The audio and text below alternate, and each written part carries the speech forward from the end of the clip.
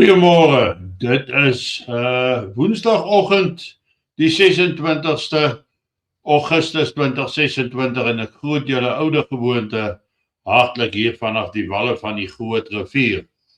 Twee dinge, ek herinner vir oulaas van die kampvuur stories, eerskomende Saterdag saam met Chris Wyatt. Ons hou dit hier by die Protea Hotel, dit beloof om 'n baie interessante gesprek te wees, waar Chris ook dan sy opinie sal gee oor waar staan die situasie in Suid-Afrika. Hy sal praat oor die immigrante of die immigrasiegedagtes. R350 per persoon.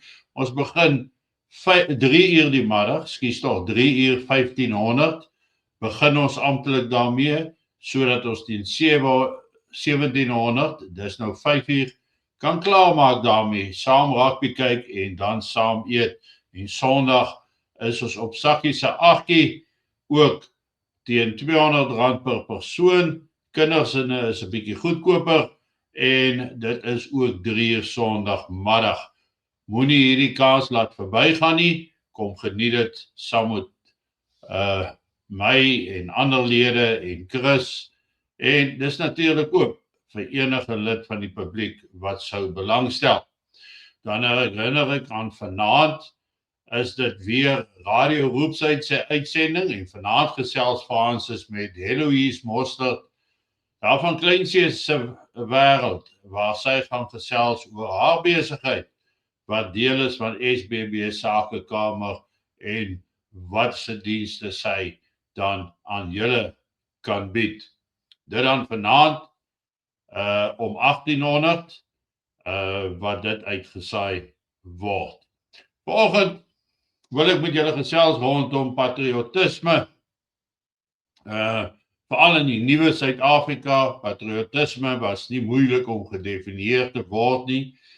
Dit was vir ons gebaseer op die boererepublieke, oor dit wat ons bereik het, dit wat gedoen was, ons suksesvolle deelnames aan verskeie internasionale oorlogssituasies, dan ook die ou weermag wat 'n baie groot saambindende faktor vir 'n groot deel van ons bevolking was.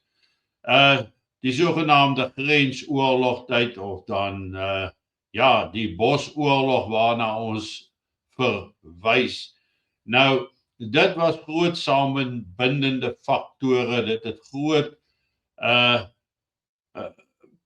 patriotisme aangemoedig, nasietrots, dit wat ons bereik het, die suksesse wat ons behaal het van 'n land wat afhanklik was van wapen en ammunisie invoere tot 'n land wat totaal en al onafhanklik was daarvan, ons eie mees moderne wapentuig ontwikkel het in so 'n mate dat van ons wapens vandag nog na 40 jaar steeds die beste en verste in die wêreld kan skiet. Maar goed, dit is nou wat daar gebeur het, 'n eerste hartoortplanting en 'n baie suksesvolle infrastruktuur gehad. En ons het ook 'n eerste gehad met 'n Sasol wat brandstof vervaardig het uit steenkool. Voorwaar 'n prestasie, 'n bereiking om op trots te wees.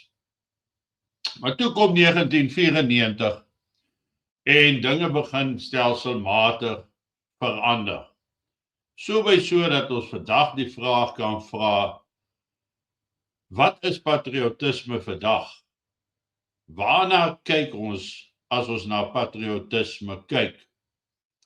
Dan sal ons ook sien dat baie mense het na 94 die nuwe beleid omarm, baie blankes het, maar in die proses het hulle ook begin besef na 'n tydperk dat dinge nie heeltemal loop op dieselfde vlak en op dieselfde silindersvuur as die voor 1994 fase nie, die ou tyd om dit so uit te druk. En mense is geneig om nog steeds vandag 'n trotse Suid-Afrikaner te wees, trots Suid-Afrikaans, trots op die feit dat hy in Suid-Afrika woon, hier lewe, hier werk. Met ander woorde, hy is trots op die land, op dit wat hy is. Hy is trots op die skoonheid van ons land, die rykdom van ons land, die mooiheid daarmee saam, maar daar is nie meer trots in 'n sogenaamde nasionale bereiking van doelwitte of strategieë nie. Want met tyd, die afgelope 30 jaar, het ons net verval en agteruitgang gesien. Een van die sterkste weermagte in Afrika is totaal en al tot niet. Daar is nie 'n skadu van die ou weermag meer te sien nie. In dieselfde asem, kyk hoe lyk die infrastruktuur waarop ons so trots was om te bou. Raffinaderye het toegemaak. Kragstasies is op hulle laaste bene. Ons het die voortdurend deurlopend kragprobleme deesdae.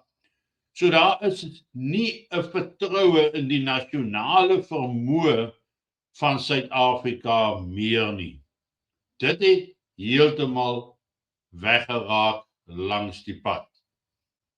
So wat beteken patriotisme vandag vir die blanke? Dit beteken, nommer 1, dit wat steeds deur die blankes onder baie slegte en hewige drukomstandighede bereik word. 'n Springbokspan wat goed speel, ja, aan die een kant, maar die boere wat ten spyte van al die dramas tog hulle ding doen, privaat besighede wat nog opskiet, en dit wat mense op persoonlike vlak bereik ook, speel ook 'n rol tot patriotisme. Maar met BEE en hierdie etniese verskille, vind ons nou uit dat patriotisme vir die blanke het wegbeweeg van die nasionale beeld af en fokus meer etnies inklusiwiteit. Met ander woorde, die blanke vir die blanke. Ons sien dit nou in die eie universiteite wat opgerig word, ons sien dit in die prestasies wat deur die blanke behaal word, en dis waar ons patriotisme tans grootliks lê. Maar dat dit vertrap was, dit is uiteraard van die saak so. Ons moet onthou dat meer as 500,000 blankes het Suid-Afrika verlaat oor die laaste klompie jare. As gevolg van BEE, ekonomiese omstandighede, die verval, die swak en onbetroubare kraglewering wat ons dan ervaar. So, blankes se patriotisme is meer etnies gefokus as oor die breër gemeenskap. En ons vind daai nasionalisme natuurlik op dieselfde manier waarskynlik aan die ander kant. Maar wat ons kant aanbetref, beweeg ons al verder weg van die reënboognasie idee van 'n nasionale patriotisme. Hierdie kwessie van almal vir een en een vir almal is eintlik tot niet, en as gevolg van opreiende toesprake, die verkleinering en marginalisering van die blanke, die ewigdurende verwyte en skuldverwysings na die blanke, het gesorg dat veral jou Afrikaans sprekende blanke het homself meer en meer gepolariseer, by mekaar getrek, en ons patriotisme lê nou baie meer in hierdie groepsgebondenheid van wie en wat ons is. Wat is ons kulture, wat is ons geloof en wat is ons taal? Plus dit wat ons as 'n klein groeperingkie bereik, ten spyte van al die druk wat van buite en vanuit die res van Suid-Afrika op ons geplaas word. Baie frustrerende omstandighede vir die ekonomie om te groei, om te bou en te weet waarheen ons op pad is. Dit plaas remskoene aan die nasionale patriotiese faktor. So patriotisme, gesien uit die oog van die blanke Suid-Afrikaner, is nou gefokus rondom wie is ons? Wie is ons? En wat kan ons doen? Wat wil ons doen? En waarheen is ons op pad? Maar as ons hierdie einddoelwitte van ons patriotisme wat ons nou ervaar, wil laat uitspeel en verwesenlik en uitbou na 'n nageslag wat nie aan dieselfde realiteite blootgestel was as ons uit die ou dae uit nie. Ons moet daai gevoel moet ons bevestig deur 'n vasgestelde doel voor oë te hê, om iets te bereik, om ergens heen te gaan. Nou daarom is dit belangrik om te groepeer by 'n groepering wat dieselfde dink en voel as jy, waar jy dan ook nog steeds patriotisme kan ervaar in 'n kleiner groepsverband. Want nasionaal is dit tot niet, is dit 'n einde, en sien ons as opregte Afrikaners, boere, sien ons geen toekoms vir onsself saam met die res van Suid-Afrika nie, en sien ons slegs 'n toekoms as ons hande ontbondel, ontknoop word, sodat ons weer ons eie kan doen, ons eie kan opbou en ons eie kundigheid gebruik om weer te kom op 'n vlak waar ons eens was in ontwikkeling en alles wat daarmee saamgaan.